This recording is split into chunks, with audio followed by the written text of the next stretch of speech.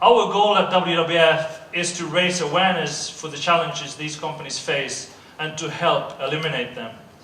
One very clear hinder is the lack of investment capital at the early stages of development. The period between research and development and when the company has secured its first order and the venture capitalists go in is called the Valley of Death. The Valley of Death clearly needs to be eradicated, and it is essential to involve all relevant actors in this mission. Governments can play a key role here by ensuring adequate investments in the early stages.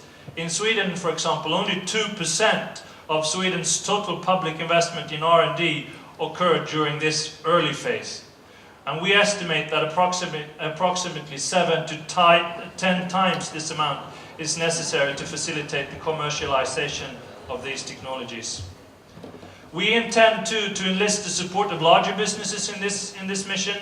We will use our successful contacts with many of the world's leading companies who, as potential consumers, have the reach, the financial means, and the market influence to help develop and implement these technologies all over the world. WWF, since its foundation in 1968, have cooperated with multinational companies, and we will continue to cooperate with multinational companies who recognize that it makes business sense to exceed compliance and positions themselves as winners in a low-carbon economy. Companies that see business opportunities where others see problems will be the true winners. Winners in the low-carbon economy, winners in the low-carbon future see potential markets for ICT, where high-quality video conferences, for instance, will replace expensive, time-consuming and unsustainable air travel, or where IT can be used to regulate and to improve the efficiency of heating, cooling systems in buildings. So why this focus on what used to be a forest, water and a freshwater ecosystem organization? Why do we focus so hard on climate innovation and entrepreneurs, you may ask? Has WWF suddenly changed their mission and decided to become a business development consultant? No, not at all. And quite frankly, I'm looking forward to tomorrow when I put my boots on, go to the forest with a forest company and do some traditional nature conservation. But innovation and true market transformation is an absolute necessity for us to see what we have been able to invest in ecosystem, tropical forest, oceans, freshwater ecosystems, lion, gorillas, penguins, all that we are truly passionate about. All that is at risk because of climate change. And we see no other way forward than market transformation and technology leaps. That's an important and an essential step for us to help secure a future where people live in harmony with nature. Before you leave here today, I would beseech you to consider whether you or people in your network might play a role in bringing forth this low-carbon economy. Are you in finance or banking? And can you influence the lending scheme for entrepreneurs? Are you or someone close to you responsible for new construction and refurbishing of buildings, and in which new transformational technologies might already be available, which will both greatly reduce dependency on fossil fuels while saving money both at the construction stage and later during the life of the building?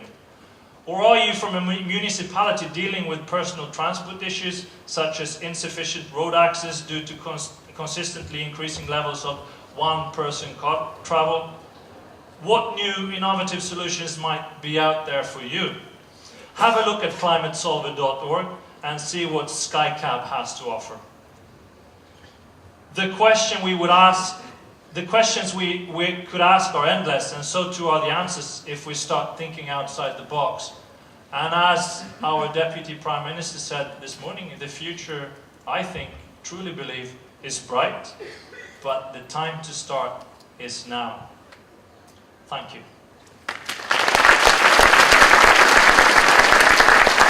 Thank you so much, Lasse Gustavsson. And if you stay for a while, I think Edward have a question. Just a couple of questions. Such a rare opportunity, and then I'll hand briskly over to Petronella.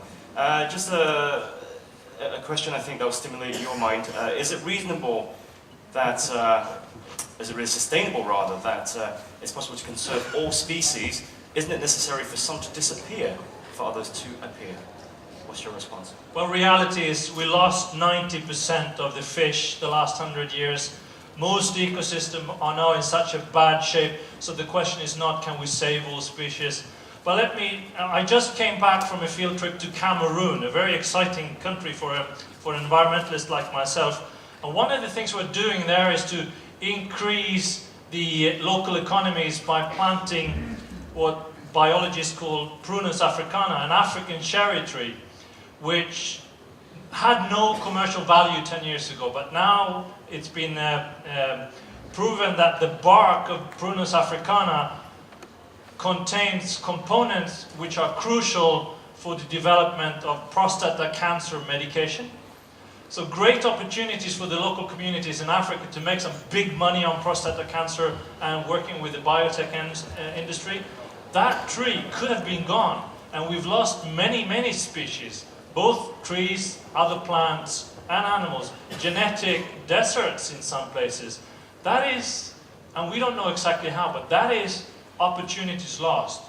And I think the Prunus africana example is a really good one. A fast-growing tree that could be used for construction use locally at the same time as helping us to cure prostate cancer. So it really takes a closer look to find that opportunity.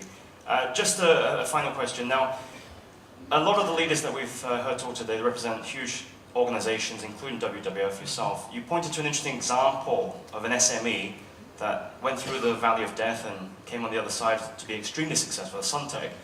But you also talked about most of your efforts really involving governments and multinational corporations. So for some of the people in this room who'll be thinking, well, you know, I'm a great innovator, I see the opportunity. What is WWF's point of interface? How do you work with SMEs to help them to achieve success like Suntec?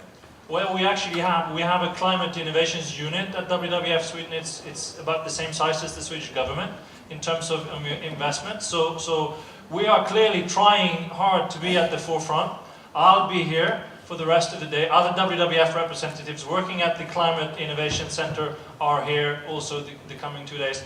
Otherwise, just give us a call. We're happy to work with anybody who have a potential solution for climate change, the biggest environmental challenge there is. So they shouldn't be shy. That's great. Not at all. Lasse, thank you very much on behalf of our audience, and now handing straight back to Petrina. Thank you. Thank you.